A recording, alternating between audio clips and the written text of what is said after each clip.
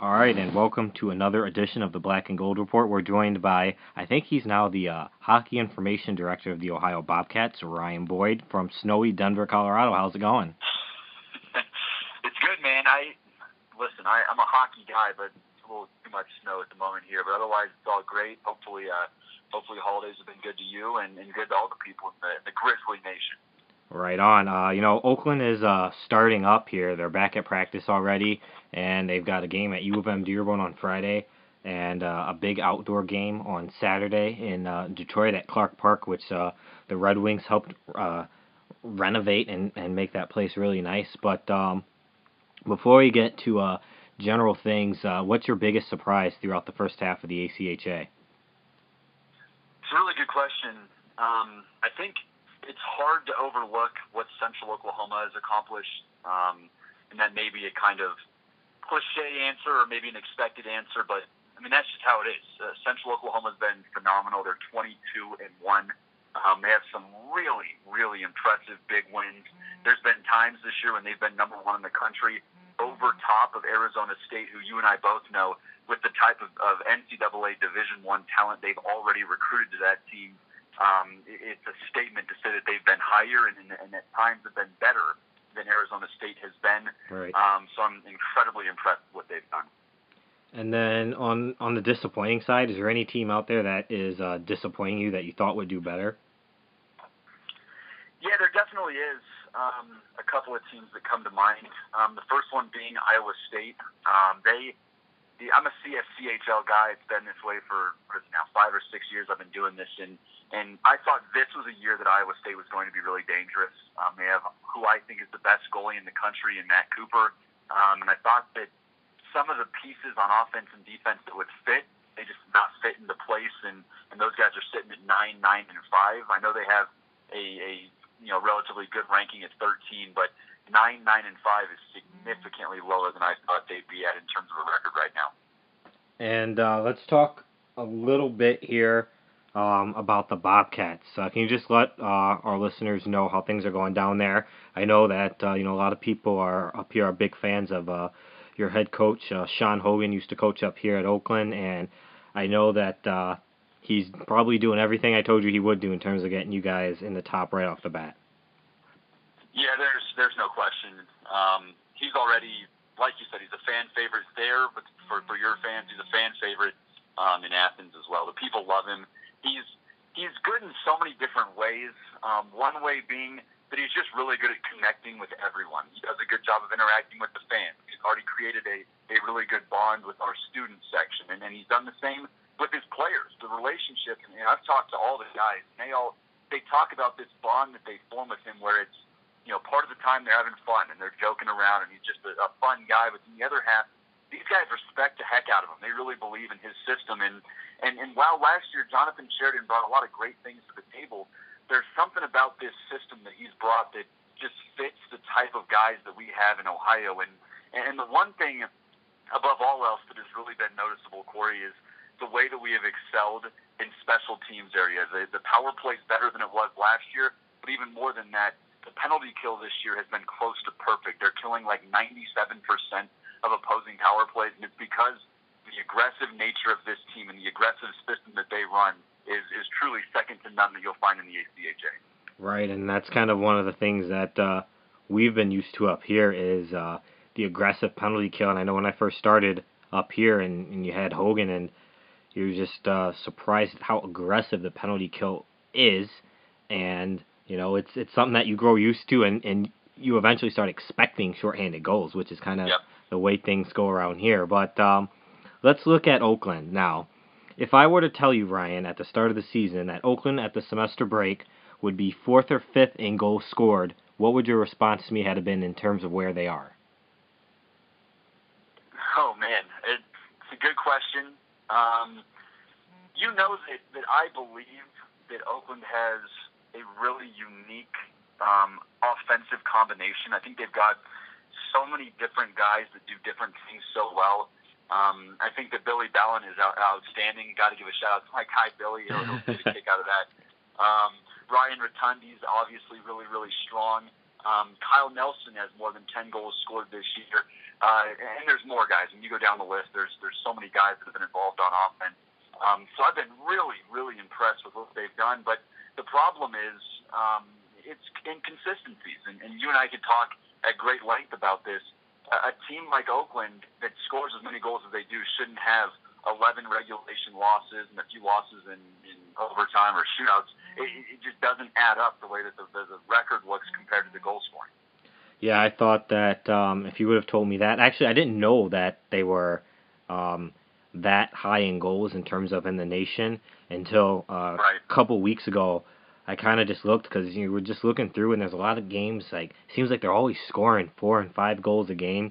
And then I decided for the heck of it to check it out, and I was actually pleasantly surprised by where they were. And if you would have told me that at the beginning of the year, I would have thought that maybe they have 2 or 3 losses and they're for sure in the top 5. But it's and even with that saying that, we're talking on the broadcast too that we're frustrated at times that they're not scoring more goals, that they're not scoring more power play goals. So that just shows you how good they've been with scoring goals, but at the same time how much more they could have actually done. So I hope it bodes well for the second semester here, because they got a couple games against U of M Dearborn.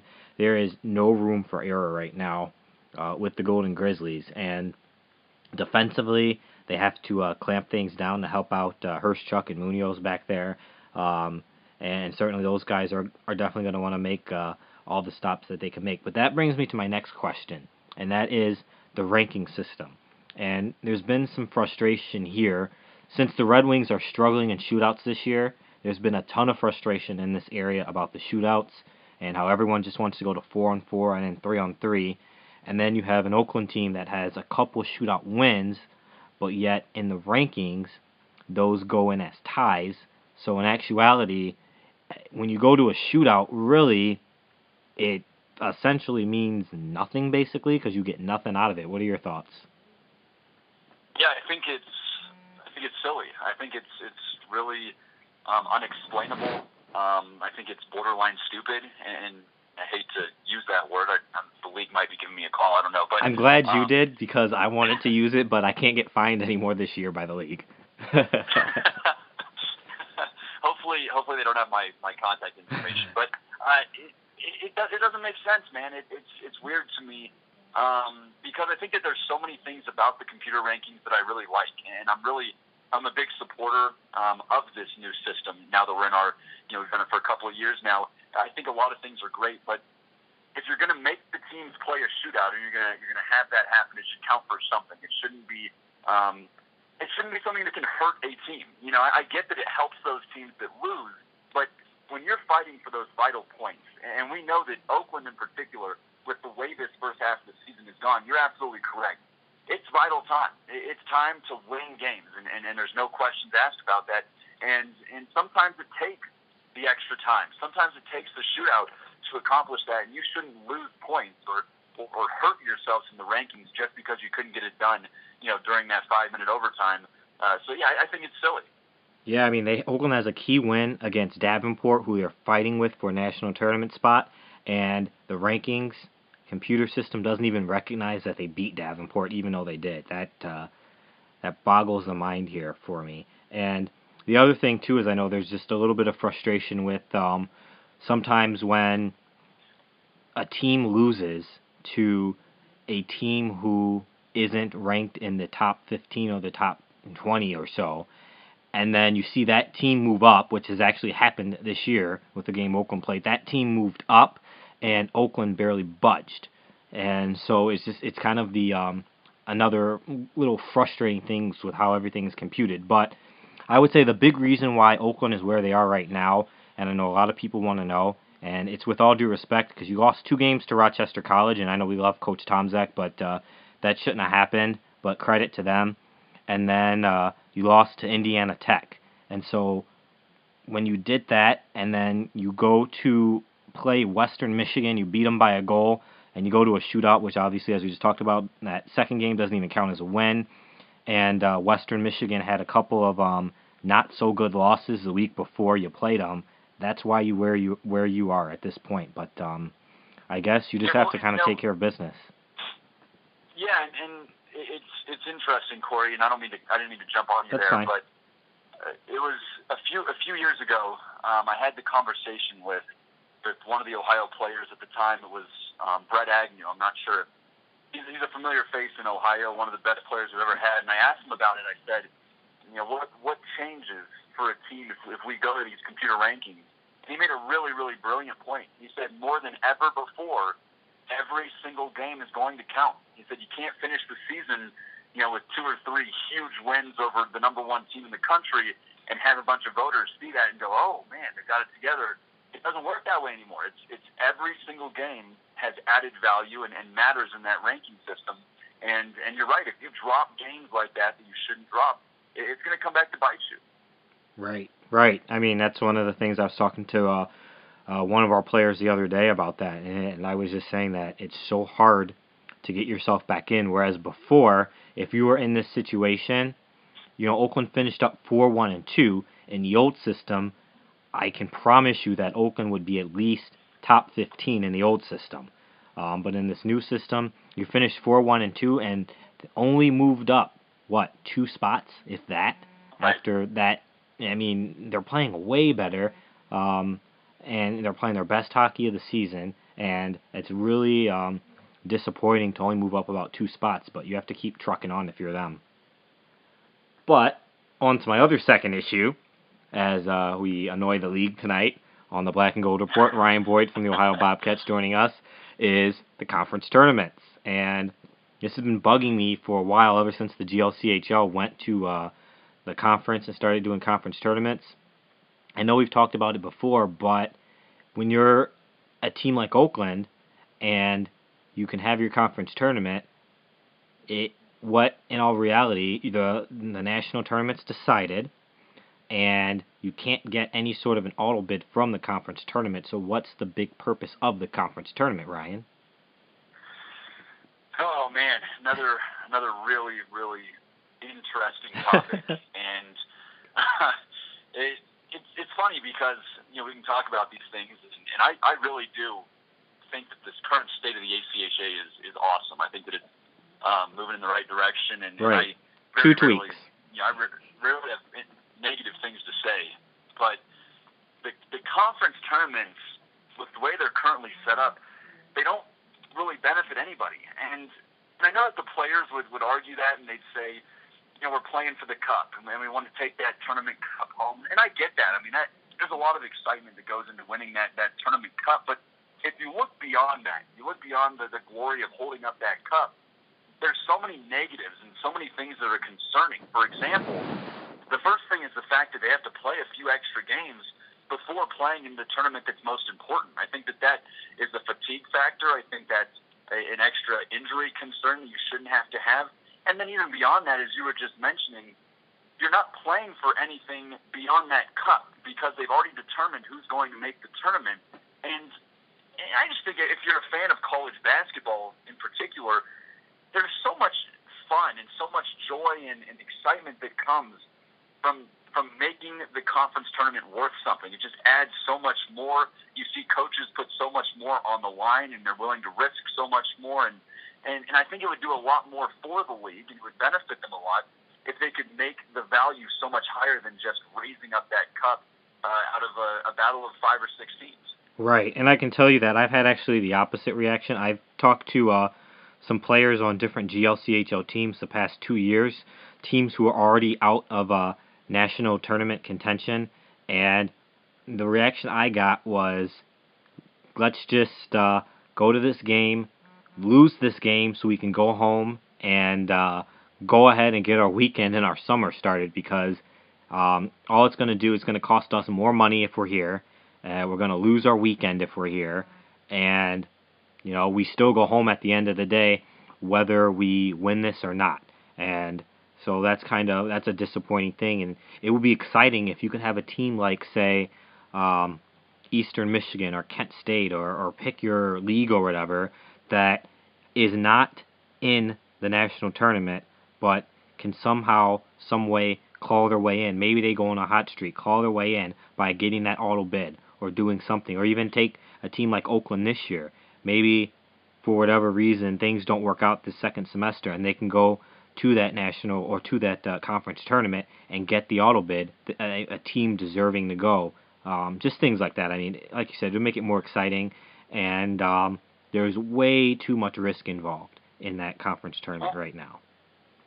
And I think piggybacking off that, you mentioned teams that are not in contention, and I definitely agree with you there.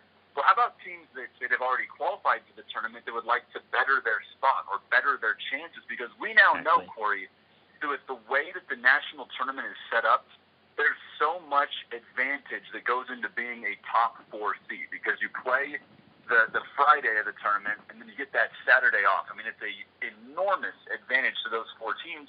So if you look at a team like, let's say, Ohio last year, and I use this example only because I'm from the school, but last year, Ohio was 7th going into their conference championship. Now, they won their first game. They won their second game getting through Iowa State, who was in the top 10. And then they took Robert Morris to to overtime in the final. Robert Morris was number 2 in the country at that time. So Ohio looked at their success in that tournament and said, we feel as if we proved ourselves, but instead they stayed at 7th or 8th or wherever it was in the national standings, and they go on to lose in the first round of the tournament. So I know those guys were frustrated about that as well.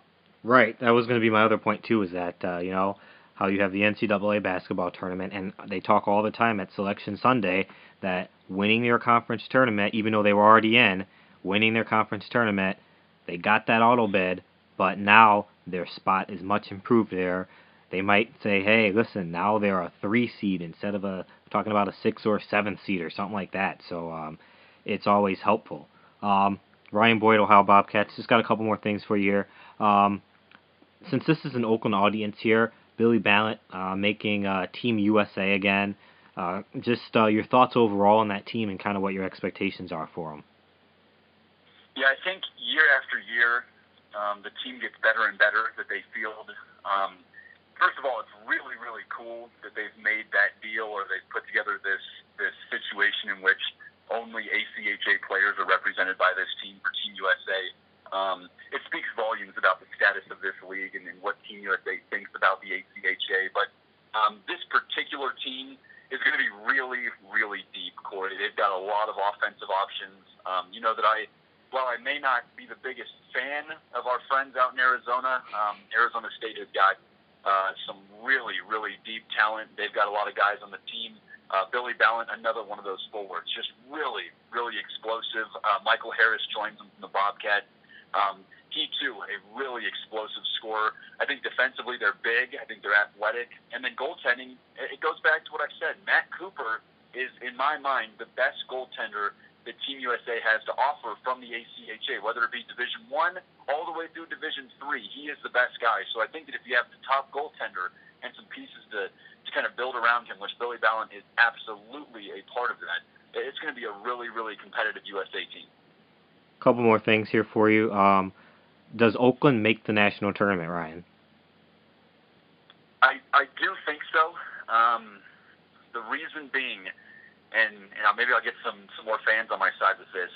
I look at some of the numbers, and one of those is the goal scoring numbers, and I also look at the numbers for your goaltender, who I get on his back so often, but Corey is he's better than 4.11 goals against. I know that he's better than that. I know that the defense can perform better than that for him. So again, I'm not saying it's his fault that his numbers like that, but I just know with the pieces that Oakland has in place, and from the discussions that you and I have had, and we talk regularly about this team, I know that he is better than those numbers indicate. So if he can get those down, and the defense as a whole can get those numbers down, I promise you, and I promise the fans listening in, that they are going to be a multiple win a weekend type of team if they can continue scoring and get those numbers down. And that'll be enough to get them to squeeze in, but it'll be a tough run because I think they'll be somewhere between 14 and 20 playing in that first night game.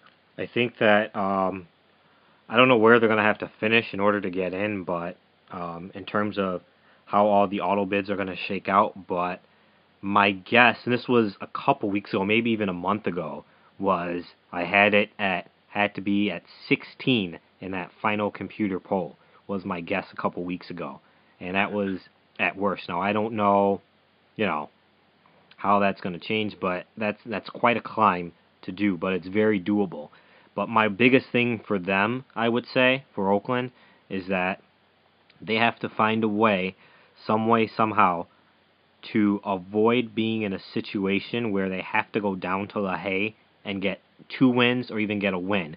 I think that the perfect scenario is going down to LaHaye at the end of the season and playing for a better position at the national tournament, not trying to play to get in, because I think that's really tough to do down there. Yeah, LaHaye is, and I have trouble saying this because you and I both know that Bird Arena is also one of the best places in the country to play. Right.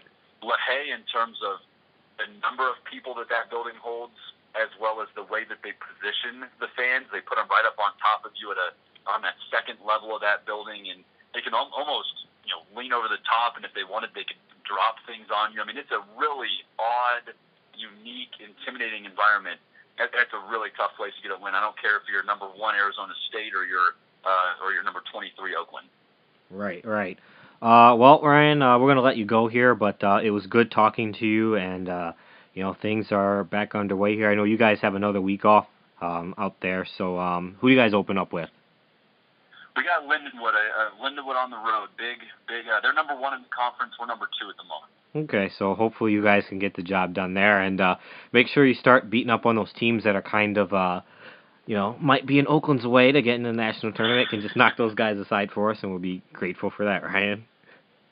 All right, buddy, you got it. Hopefully I'll see you out at nationals this year. I hope so. I better. All right, Ryan. We'll talk to you later. That's Ryan Boyd from the Ohio Bobcats here on the Black and Gold Report.